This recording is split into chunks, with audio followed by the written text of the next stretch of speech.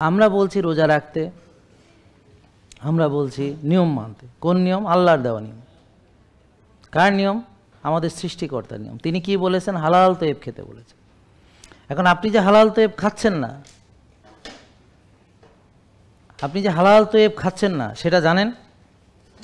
তৈব খাবার কি? তৈব হচ্ছে আল্লাহ যেভাবে দিয়েছে সেই রকমই, অ্যাজ ইট ইজ, পিওর, খাঁটি। কেউ এই খোদার সৃষ্টিতে খুদকারি করে নাই, মানে সৃষ্টিকে কেউ নষ্ট করে নাই, সেটাকে ম্যানুপুলেট করে নাই, অ্যাজ ইট ইজ। কারণ এখন আপনি কোরআন নিয়ে আপনি নিজের ইচ্ছা মতো দুই চারটা কথা ঢুকাইলে এটা কোরআনের পবিত্রতা থাকবে? কেন থাকবে না? আপনি ভেজাল ঢুকাইছেন, আপনি ঢুকাইছেন এক, কারণ আল্লাহ খাইতে বলছে একরকম, আপনি খাইতেছেন আর একরকম, এবং সেটাকে হালাল মনে করতেছেন। ঠিক আছে হালাল, কিন্তু তৈয়ব মনে করতেছেন কেন?